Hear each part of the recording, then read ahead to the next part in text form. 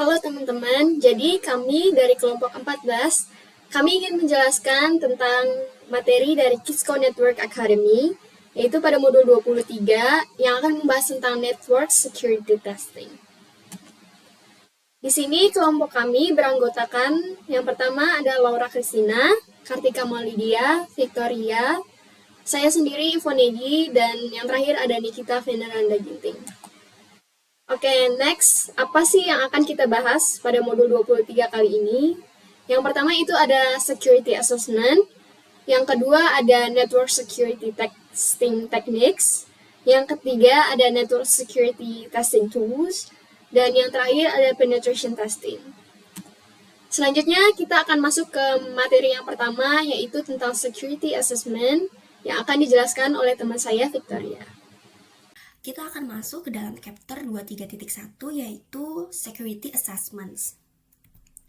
Coba kalian bayangin kalau kalian punya rumah segede istana dengan banyak pintu dan jendela, tapi nggak tahu ada engsel yang longgar atau kunci yang gampang dibobol.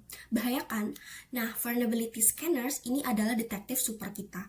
Tugasnya tuh keren banget. Jadi dia keliling jaringan kita, ke router, ke firewall, ke server, untuk nyari kelemahan tersembunyi. Mulai dari kesalahan konfigurasi kecil sampai celah keamanan yang besar. Intinya, alat ini tuh bantu kita jadi proaktif, tahu duluan di mana letak bahaya, jadi kita bisa langsung perbaikin sebelum ada yang iseng datang. Kita sebut aja ini tuh kayak operasi bersih-bersih jaringan. Terus si detektif super ini nyari apa aja sih? Ini nih daftar yang dicari sama detektif super kita itu tadi.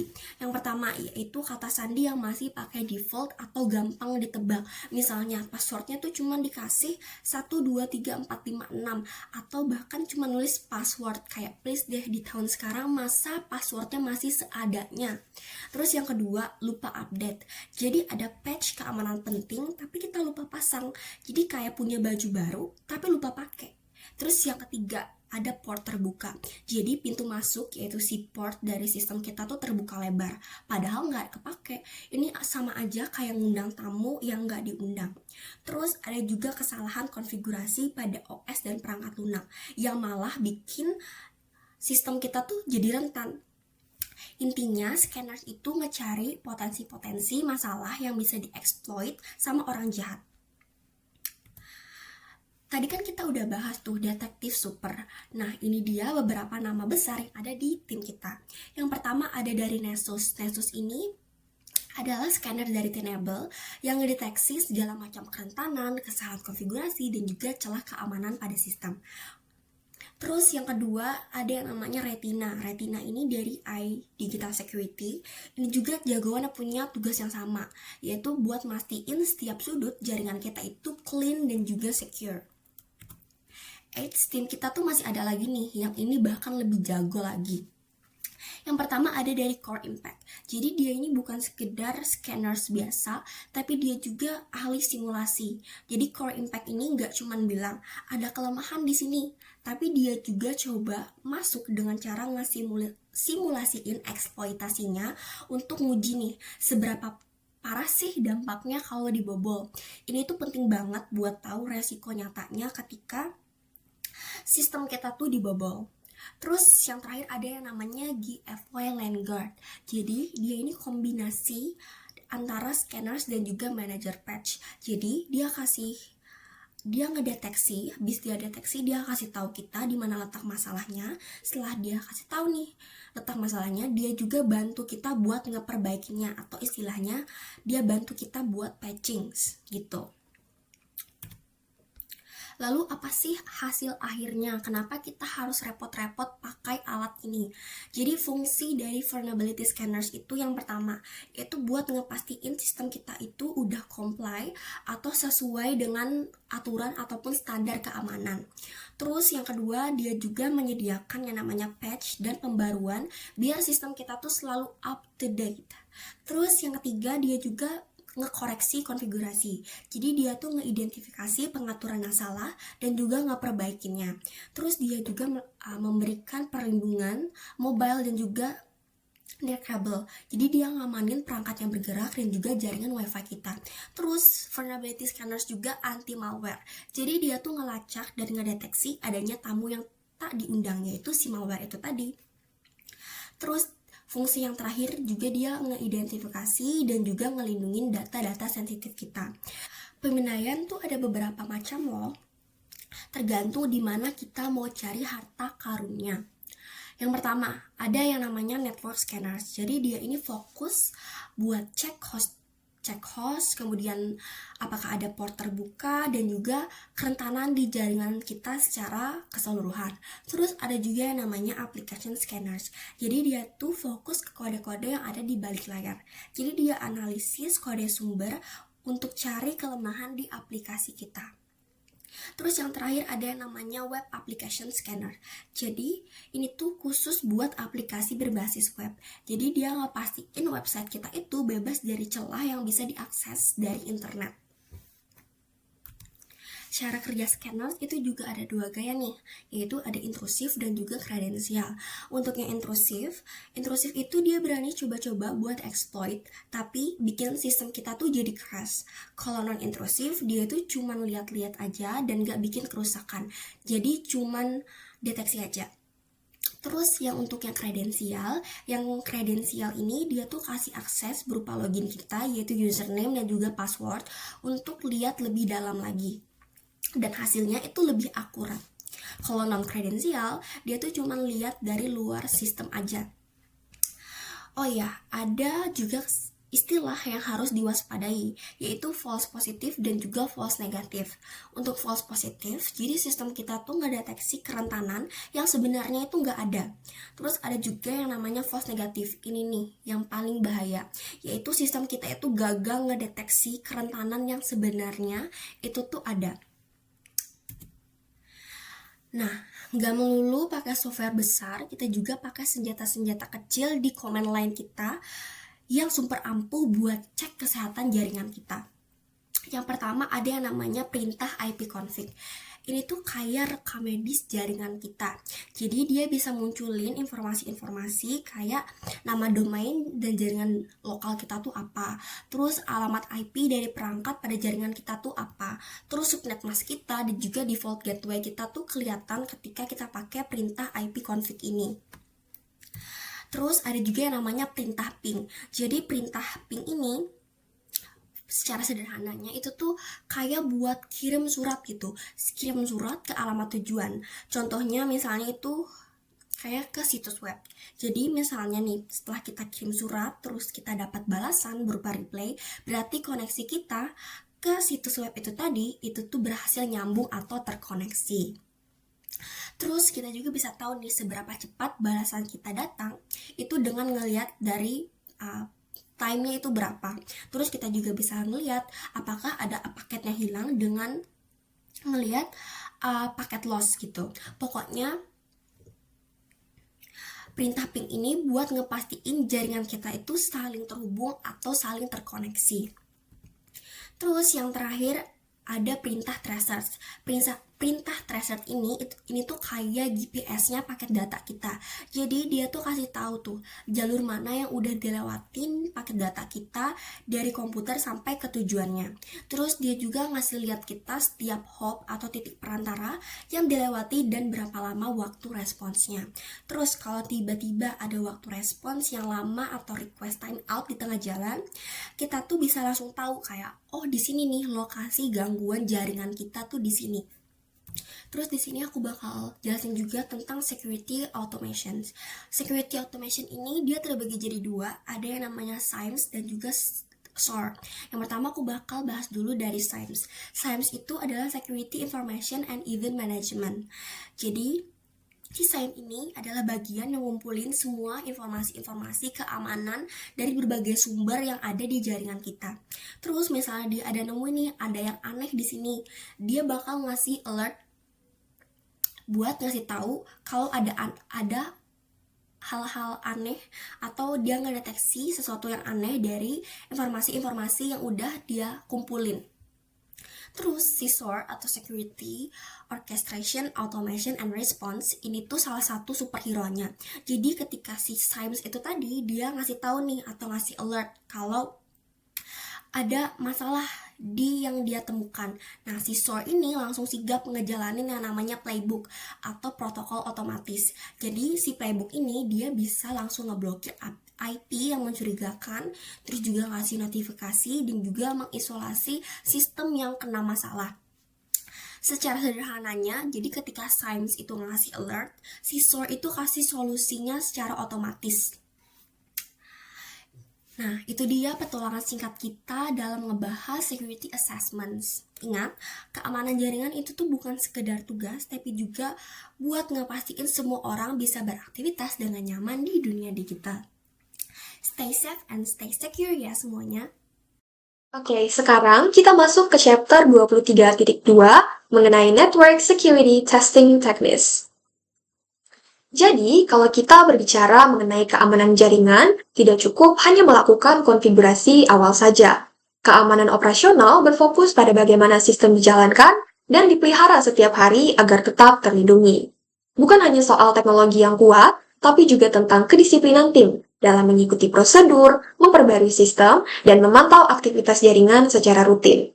Tanpa pengawasan dan kebiasaan operasional yang baik, bahkan sistem yang paling aman sekalipun bisa menjadi rentan terhadap ancaman yang terus berkembang.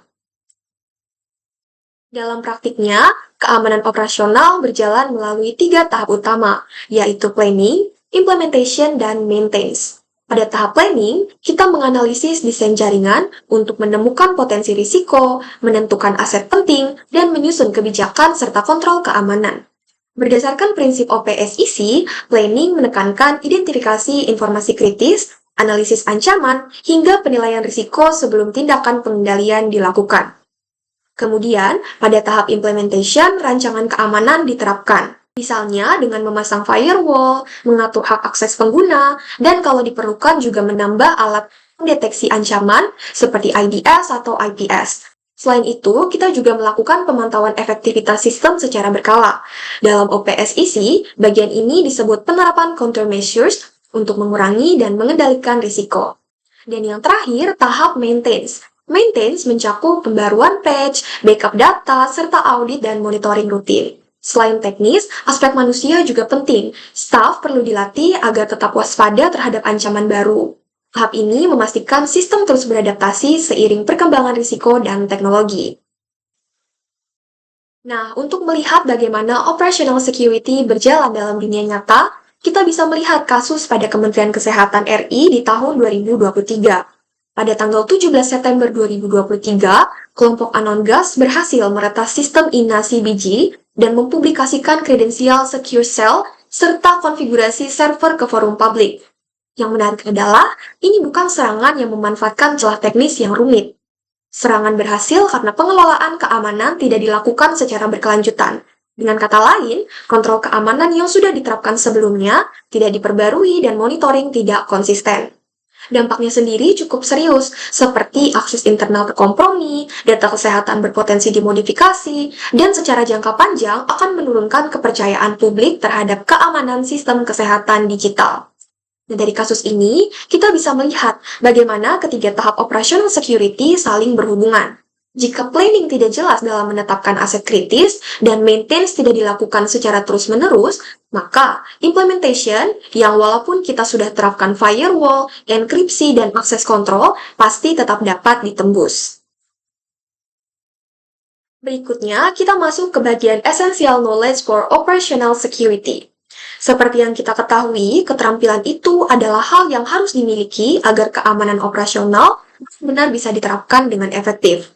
Karena pada dasarnya, keamanan jaringan itu tidak hanya bergantung pada alatnya, tapi juga pada kemampuan orang yang mengelolanya. Pertama adalah System Administration. Pemahaman sistem operasi seperti Windows, Linux, dan platform lainnya sangat penting untuk konfigurasi serta troubleshooting keamanan. Berikutnya, Basic Programming. Kemampuan menulis skrip seperti Python, Bash, atau PowerShell diperlukan untuk otomatisasi keamanan dan analisis log serangan. Contoh otomatisasi keamanan itu seperti membuat skrip monitoring log, kemudian alert keamanan, ataupun pengecekan file integrity.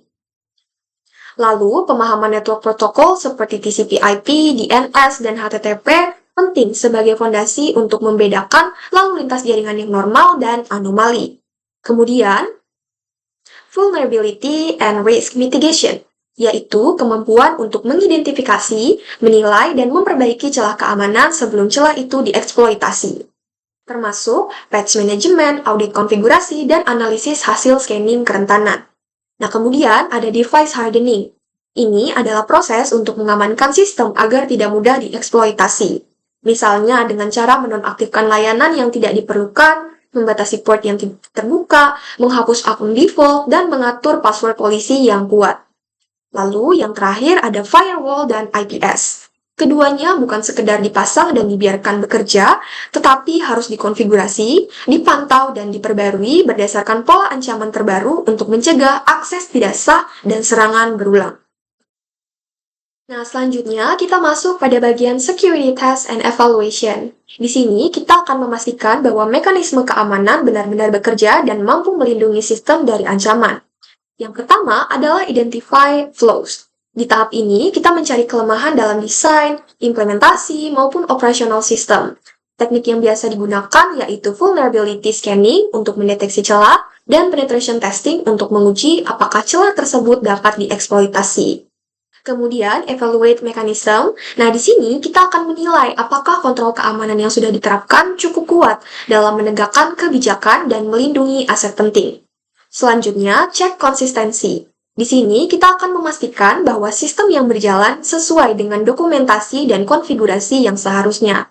Ini dilakukan melalui audit dan monitoring berkelanjutan, supaya kalau ada perubahan ataupun penyimpangan bisa dengan cepat terdeteksi.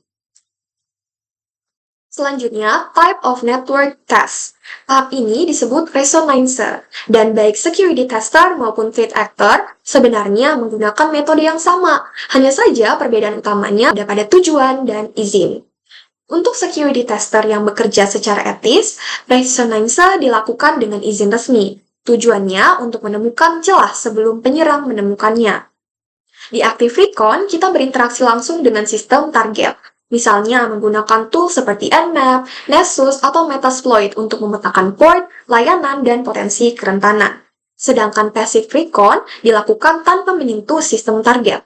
Biasanya melalui OSINT, seperti mencari informasi di domain lookup, forum public, search engine, atau bridge database. Sementara itu, pada threat actor, prosesnya sama, tetapi tanpa izin. Dan tujuannya adalah untuk menemukan titik masuk untuk menyerang. Penyerang biasanya melakukan port scanning, ping sweep, dan probing untuk mencari sistem yang terbuka. Contohnya, menjalankan scan Nmap untuk mencari port yang tidak terlindungi. Mereka juga bisa mengumpulkan informasi publik tanpa menyentuh sistem secara langsung. Contohnya, melihat profil LinkedIn karyawan untuk menebak struktur organisasi atau mencari data bocor di dark web. Nah, di sini juga ada 3 metode pengujian jaringan, yaitu penetration testing, network scanning, dan vulnerability scanning. Penetration testing adalah simulasi serangan nyata. Tujuannya bukan sekedar menemukan celah, tetapi menguji apakah celah itu bisa dieksploitasi dari seberapa besar dampaknya. Dengan kata lain, menghasilkan bukti risiko. Karena sifatnya menyerupai serangan sungguhan, penetration testing membantu organisasi memahami konsekuensi nyata dari sebuah kerentanan. Kemudian, network scanning. Nah, di sini fokusnya terdapat pada pemetaan port dan layanan aktif pada host dan jaringan. Tujuannya adalah membangun inventaris jaringan, mengetahui perangkat apa yang ada, layanan apa yang berjalan, dan permukaan serangan yang tersedia. Hasil scanning biasanya menjadi input penting untuk langkah pengamanan dan penjadwalan patch. Kemudian, vulnerability scanning. Di sini, ia akan mencari kelemahan konfigurasi, patch yang tertinggal atau celah lain pada perangkat dan aplikasi. Tujuan utamanya adalah menghasilkan daftar kerentanan beserta tingkat keparahannya, yang dapat diprioritaskan untuk remediasi. Intinya, scanning network maupun scanning vulnerability berguna untuk menemukan dan menginventarisasi potensi masalah. Sedangkan penetration testing berusaha mengeksploitasi masalah tersebut untuk mengukur dampak nyata. Setelah sistem berjalan, kita masuk ke post-operational monitoring and testing, yaitu memastikan keamanan tetap terjaga dalam operasional sehari-hari. Untuk pengujian internal, dilakukan password cracking untuk mengecek apakah masih ada kata sandi yang lemah dan Integrity Checker untuk mendeteksi perubahan tidak sah pada file sistem atau konfigurasi penting. Sedangkan untuk pemantauan rutin, dilakukan log review untuk melihat pola atau aktivitas mencurigakan, serta virus detection menggunakan anti-malware untuk mencegah dan menangani kode berbahaya. Tujuannya adalah memastikan sistem tetap aman setelah digunakan, bukan hanya saat pertama kali dikonfigurasi. Selanjutnya, kita masuk ke chapter 23.3 yang membahas Network Security Testing Tools. Pada subbagian 23.3.1, kita akan melihat beberapa alat pengujian jaringan yang banyak digunakan dalam proses analisis keamanan untuk mengidentifikasi kerentanan dan memastikan sistem tetap terproteksi. Yang pertama yaitu Nmap. Menurut sumber nmap.org, Nmap adalah pemindaian jaringan open source yang berfungsi untuk menemukan host, port, layanan, serta melakukan identifikasi sistem operasi dan servis yang berjalan. Nmap menyediakan berbagai teknik pemindaian dirancang untuk membantu administrator memetakan kondisi dan kerentanan jaringan secara akurat. Yang kedua yaitu Superscan. Menurut sumber Sopedia, Superscan merupakan aplikasi port scanner untuk Windows yang mendukung pemindaian TCP or UDP, melakukan ping, traceroute, voice, dan HTTP request. Superscan dikenal sebagai alat pemindaian port yang cepat dan efektif untuk mengidentifikasi layanan yang terbuka pada sebuah host. Kemudian yang ketiga yaitu SIEM. Menurut sumber Sessinform, SIEM adalah platform yang digunakan untuk mengumpulkan dan mengorelasikan log dari berbagai perangkat jaringan guna mendeteksi insiden secara real-time, melakukan investigasi, serta memenuhi kebutuhan laporan kepatuhan. SIEM berperan penting dalam meningkatkan visibilitas keamanan dengan menyediakan analisis terpusat terhadap seluruh aktivitas jaringan. Selanjutnya yang keempat yaitu JFI LandGuard. Menurut sumber resmi JFI yaitu jfi.ai, JFI LandGuard adalah solusi komersial yang digunakan untuk melakukan vulnerability scanning, patch management, dan audit konfigurasi pada sistem jaringan. LandGuard membantu administrator dalam mengidentifikasi kerentanan, memeriksa kepatuhan, serta mengelola pembaruan keamanan secara terpusat. Kemudian yang kelima yaitu Tripwire. Menurut sumber tripwire.com, Tripwire merupakan alat file integrity monitoring yang berfungsi mendeteksi perubahan tak sah pada file maupun konfigurasi sistem, serta memastikan sistem tetap sesuai kebijakan keamanan. Perangkat ini memberikan pemantauan integritas yang akurat sehingga perubahan mencurigakan dapat terdeteksi lebih dini. Kemudian yang keenam yaitu Metasploit. Menurut sumber Wikipedia, Metasploit adalah framework pengujian penetrasi yang menyediakan berbagai modul exploit, payload, dan alat untuk memvalidasi kerentanan. Metasploit digunakan secara luas oleh pentester untuk mensimulasikan serangan dan menguji pertahanan keamanan jaringan. Kemudian, yang ketujuh yaitu L0PXT Crack. Menurut sumber Wikipedia, L0PXT Crack adalah alat audit password yang digunakan untuk mengukur kekuatan kata sandi melalui metode seperti dictionary attack, brute force, dan rainbow table. Alat ini juga membantu menemukan akun yang lemah atau beresiko, sehingga L0PXT Crack dikembangkan untuk membantu administrator mengevaluasi keamanan password dan memastikan kepatuhan terhadap kebijakan organisasi. Kemudian yang kedelapan yaitu Nessus. Menurut sumber TechTarget, Nessus adalah scanner kerentanan komersial yang mampu mendeteksi CVE, kesalahan konfigurasi, serta berbagai celah keamanan lainnya, kemudian memberikan rekomendasi remediasi. Nessus menjadi salah satu vulnerability scanner paling populer karena kemampuannya melakukan pemindaian yang luas dan akurat terhadap berbagai jenis kerentanan jaringan. Kemudian pada subbagian 23.3.2 tentang Nmap dan Genmap, di sini dijelaskan bahwa Nmap adalah alat pemindaian jaringan yang digunakan untuk proses pemetaan dan pengintaian. Dengan Nmap, kita bisa melakukan pemindaian port TCP or UDP, melakukan penyapuan port ke banyak host sekaligus, lalu ada juga pemindaian tersembunyi yang lebih sulit terdeteksi. Selain itu, Nmap dapat mengidentifikasi sistem operasi melalui OS fingerprinting dan juga memindai protokol layer 3 seperti GRE dan OSPF. Secara keseluruhan, Nmap membantu kita mengetahui layanan, perangkat, dan protokol apa saja yang aktif dalam sebuah jaringan. Selanjutnya, pada bagian implementasi dan batasan Nmap dan Genmap, di sini dijelaskan beberapa aspek penting. Untuk GUI, Genmap berfungsi sebagai antarmuka grafis resmi yang membuat penggunaan Nmap jadi lebih mudah. Kemudian pada aspek platform, Nmap dan Genmap dijalankan di semua sistem operasi utama seperti Linux, Windows, dan macOS. Lalu dari sisi batasan, Nmap tidak menyediakan fitur pada lapisan aplikasi dan hanya bekerja pada layer 3 dan 4. Kemudian, dari aspek keamanan, Nmap sebenarnya bisa disalahgunakan karena memiliki fitur host umpan, sehingga penggunaannya harus tetap bijak dan sesuai kebutuhan analisis jaringan. Selanjutnya pada subbagian 23.3.3 yaitu Superscan. Di sini dijelaskan beberapa kemampuan utama dari tools ini. Pertama, Superscan memiliki kecepatan dan skala pemindahan yang fleksibel, bahkan bisa digunakan untuk rentang IP yang sangat luas. Untuk deteksi host, Superscan menggunakan berbagai metode ICMP sehingga hasil deteksinya lebih akurat. Pada metode scan, Superscan mendukung pemindaian TCP/SIN dan juga pemindaian UDP. Selain itu, Superscan mampu memberikan informasi detail seperti menarik banner dan menyediakan database deskripsi port bawaan yang cukup besar. Tools ini juga menghasilkan laporan sederhana dalam bentuk HTML untuk dokumentasi cepat. Kemudian ada bantuan tambahan seperti fitur ping, traceroute, dan hoist yang sudah tersedia langsung di dalamnya. Selanjutnya, pada subbagian 23.3.4 SIEM, di sini dijelaskan tentang 8 fungsi inti dari teknologi SIEM. Yang pertama, SIEM melakukan log collection, yaitu mengumpulkan log dari berbagai perangkat dalam jaringan. Yang kedua, ada log processing atau pemrosesan log agar data yang terkumpul lebih mudah dibaca dan dianalisis. Yang ketiga, yaitu SIEM menyediakan storage sebagai tempat penyimpanan log dalam jangka panjang.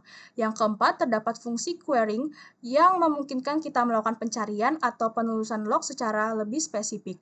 Yang kelima, SIEM memiliki kemampuan correlation, yaitu menghubungkan berbagai log untuk menemukan pola ancaman. Yang keenam, ada fitur dashboard yang menampilkan hasil analisis dalam bentuk visual. Yang ketujuh, SIEM menyediakan alerts untuk memberi peringatan otomatis ketika muncul aktivitas mencurigakan. Kemudian yang kedelapan, terdapat fitur incident management yang membantu proses penanganan insiden keamanan secara terstruktur. Oke, next kita akan masuk ke penetration testing. So, what is penetration testing? Jadi, penetration testing atau uji pentest itu adalah simulasi serangan hacker untuk menguji kelemahan sistem. Jadi, gampangnya pentesting itu kayak kita pura-pura jadi hacker, tapi konteksnya hackernya itu yang white hat atau hacker yang baik-baik, bukan yang merugikan atau black hat. With purpose, yang pertama, whether the system has any security vulnerabilities or weak points. Jadi tentu kalau kita misalnya membuat sistem, kita perlu tahu apakah sistem kita itu mempunyai celah keamanan atau titik kelemahan. Next, how easily the system can be hacked or attacked. Tentu kita juga perlu tahu apakah sistem yang kita buat ini gampang untuk diretas atau ditembus oleh hacker. And how to fix those weaknesses before the real hackers exploit them. Dan gimana caranya kita memperbaiki celah tersebut supaya nantinya hacker yang asli itu beneran nyerang. Oke, lanjut.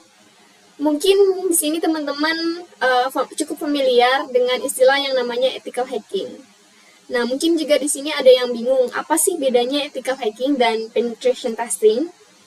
Jadi gampangnya, ethical hacking itu jangkauannya lebih luas. Ibaratkan hacker white hat itu bakal dikontrak oleh suatu perusahaan buat nyari semua celah sistem keamanan yang ada di sistem mereka.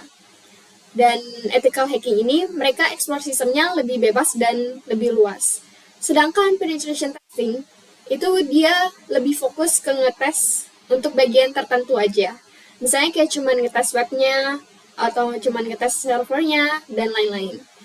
Jadi kalau diibaratkan ethical hacking itu ibaratkan kita medical check-up tapi full body. Sedangkan penetration testing itu misalnya kita cuma mau cek bagian tubuh kita cukup bagian tertentu aja. Misalnya kayak cuma cek mata, cek jantung, dan lain sebagainya. Next, kita masuk ke 3 mode pentesting yang paling famous atau paling terkenal. Jadi 3 mode ini ibaratkan kayak mode gamenya buat hacker legal tadi. Yang pertama kita di sini punya black box testing.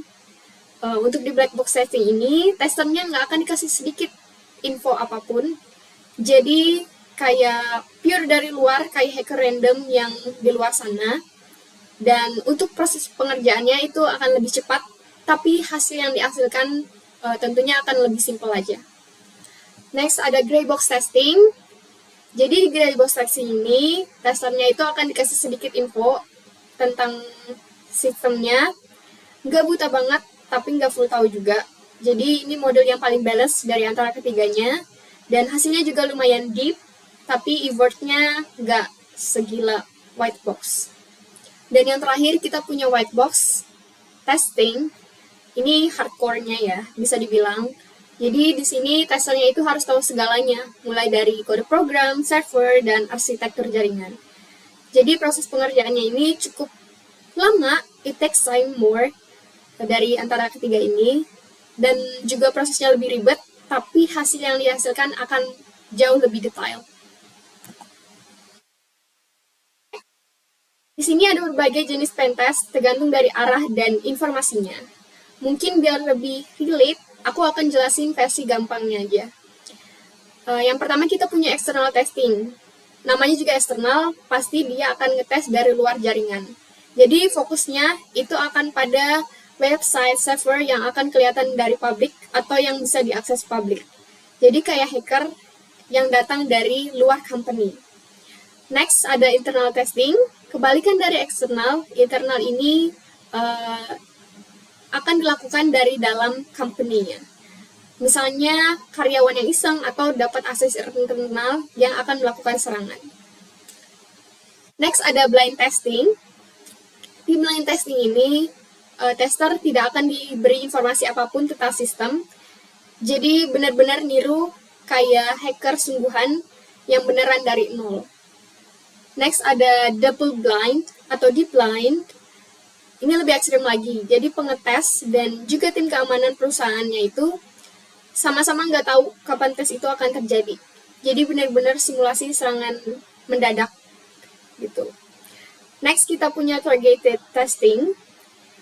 Di targeted testing ini, tester dan tim keamanan bakal kerjasama. Jadi kayak latihan bareng buat ningkatin skill keamanan mereka. Next di sini ada web apps, wireless, network service, dan client. Jadi ini adalah kategori pentest berdasarkan objeknya. Misalnya mau ngetes web, bisa. Wi-Fi bisa. Server bisa. Pokoknya tinggal pilih bagian mana yang mau dites. Selanjutnya, penetration tests akan dijelaskan oleh teman saya Nikita Veneranda Ginting. Selanjutnya, saya Nikita Veneranda Ginting akan melanjutkan menjelaskan materi penetration phase. Nah, untuk tahap-tahapan dalam penetration testing ada 4 fase utama. Pertama itu ada planning atau perencanaan. Seperti yang terlihat di slide, fase ini adalah establishing atau rules of engagement. Di sini kita tentukan apa yang boleh dan tidak boleh dilakukan. Kemudian sistem mana yang akan diuji, waktu pengujian, dan siapa saja yang terlibat. Intinya, fase ini adalah untuk memastikan semua pihak yang sepakat tentang skop dan batasan pengujiannya. Kemudian yang kedua ada discovery atau penemuan. Nah, di fase ini penguji melakukan pengintaian terhadap target untuk mengumpulkan informasi. Ada 2 teknik. Yang pertama itu pasif, itu tidak berinteraksi langsung dengan sistem target. Contohnya melihat website organisasi atau mencari informasi di media sosial. Kemudian ada teknik aktif, itu adalah berinteraksi langsung dengan target, misalnya melakukan port scanning untuk mencari port yang terbuka. Selanjutnya, yang ketiga ada attack atau serangan.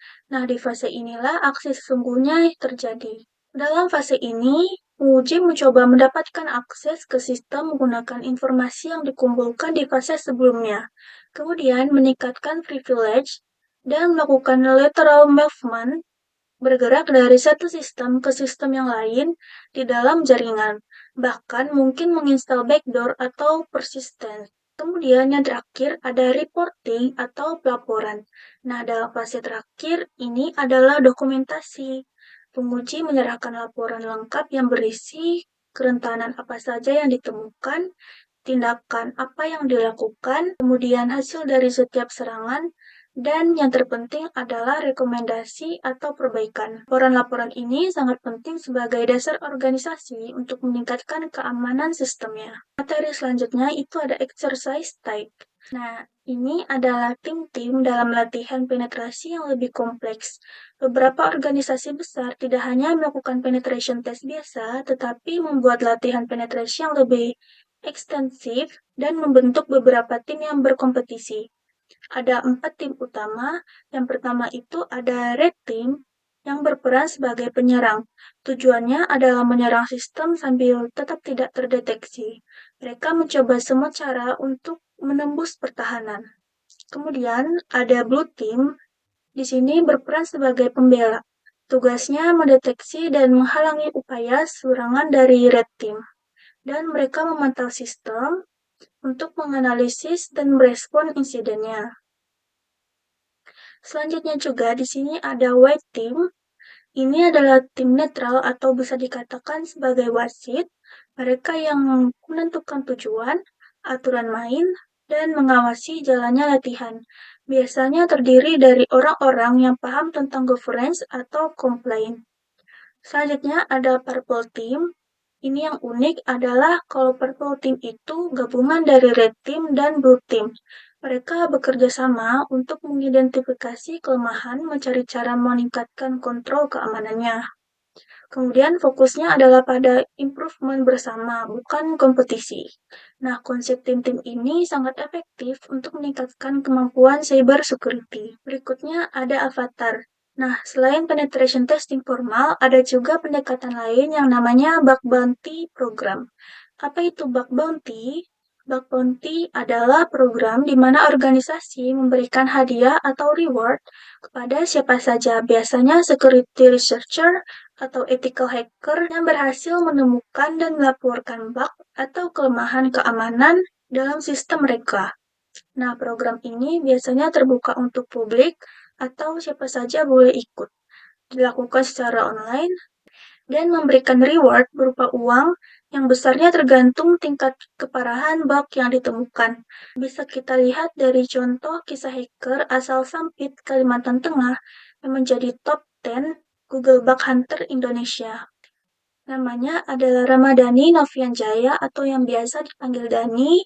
Usianya adalah 21 tahun. Ini membuktikan bahwa keahlian cyber security bisa dipelajari dari mana saja. Bug bounty bisa menjadi karir yang menguntungkan, dan talenta di Indonesia juga sangat kompetitif di level internasional. Nah, perusahaan besar seperti Google, Facebook, Microsoft, bahkan pemerintah banyak yang punya bug bounty program karena ini efektif untuk menemukan kelemahan sebelum dieksploitasi oleh pihak jahat. Dan materi terakhir ada packet analyzer. Apa itu packet analyzer? Packet analyzer atau packet sniffer adalah tools yang digunakan untuk menangkap dan menganalisis traffic jaringan. Tools ini biasanya digunakan untuk tujuan legal seperti troubleshooting atau untuk tujuan ilegal seperti mencuri data. Nah, fungsi dari packet analyzer itu adalah analisis masalah jaringan atau mencari tahu kenapa jaringan lambat atau adanya error. Kemudian deteksi upaya penyusupan itu untuk melihat adanya aktivitas mencurigakan atau tidaknya di jaringan. Dan ada isolasi sistem yang telah dieksploitasi itu untuk mengidentifikasi perangkat yang sudah terinfeksi. Dan ada traffic logging untuk merekam semua aktivitas jaringan untuk audit. Dan yang kelima ada deteksi penyalahgunaan jaringan. Ini untuk melihat apakah ada yang menggunakan bandwidth atau hal yang tidak seharusnya. Contoh tools packet analyzer dapat kita lihat di sebelah kanan. Ada banyak tools yang populer seperti Wireshark yang paling terkenal dan powerful. Kemudian ada TCP/DAM, itu adalah command line tool untuk Linux. Kemudian ada Ether8, itu adalah visualisasi traffic jaringan. Ada NTOP, itu adalah Network atau Traffic Monitoring.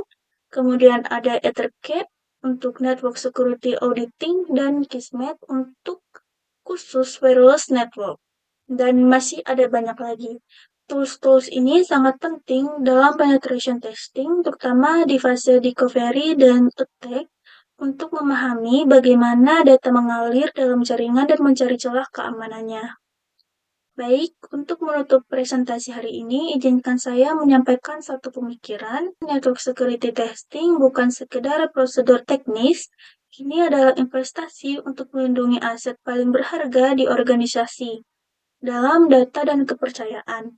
Nah, dari vulnerability scanning hingga penetration testing, tools seperti Nmap hingga framework seperti Metasploit, dan dari red team hingga bug bounty, semuanya adalah layer pertahanan yang saling melengkapi. Dan yang terpenting, keamanan adalah tanggung jawab bersama. Teknologi hanya seefektif orang yang mengoperasikannya dan prosedur yang diterapkan. Demikian presentasi dari kelompok 14 tentang network security testing. Kami berharap materi yang kami sampaikan hari ini dapat memberikan pemahaman yang lebih baik tentang pentingnya pengujian keamanan jaringan dan bagaimana mengimplementasikannya secara efektif dalam dunia nyata. Terima kasih.